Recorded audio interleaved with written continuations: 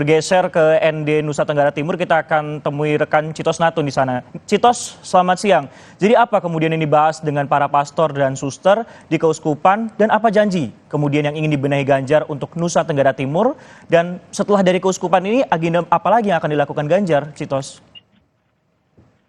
Baik, selamat siang Sisko dan juga saudara. Memang pagi tadi Ganjar tiba di Kabupaten Ende dan disambut oleh Bupati Ende sendiri.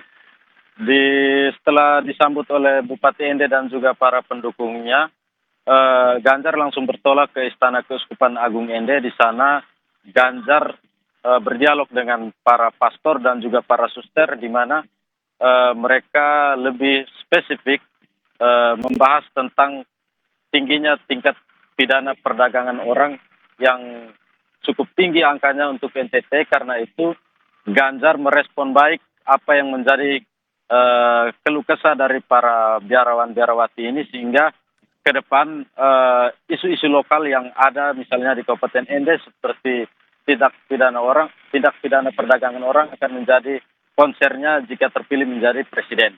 Dan setelah dari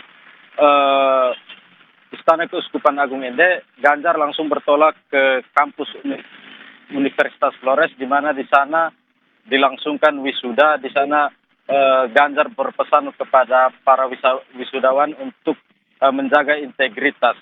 Sementara setelah dari Universitas Flores, Ganjar langsung bertolak ke rumah pengasingan Bung Karno. Di sana Ganjar melihat jejak-jejak yang ditinggalkan oleh Bung Karno. Salah satunya yaitu sumur tua yang ditinggalkan oleh Bung Karno, di mana Ganjar melakukan wudhu dan juga sholat di tempat khusus yang dulu digunakan oleh Presiden Soekarno untuk sholat. Dan perlu diketahui juga bahwa di tempat inilah Presiden pertama RI menelurkan Pancasila, sehingga hingga saat ini Kabupaten Ende menjadi kota lahirnya Pancasila. Kemudian Ganjar juga baru saja selesai melakukan pertemuan dengan para simpatisan dan ribuan warga yang hadir di Gereja Katedral Mautapaga, yang kemudian Ganjar meminta agar masyarakat tetap menjaga persatuan dan kesatuan walaupun dalam nuansa pemilu dan pilpres ini akan banyak terjadi pengkotak-kotakan. Dan juga setelah dari Mautapaga tadi, tepatnya pukul 12 siang tadi, Ganjar telah bertolak ke Kabupaten Rotendao dan akan melanjutkan ke Kabupaten Bima dan NTB. Sisko.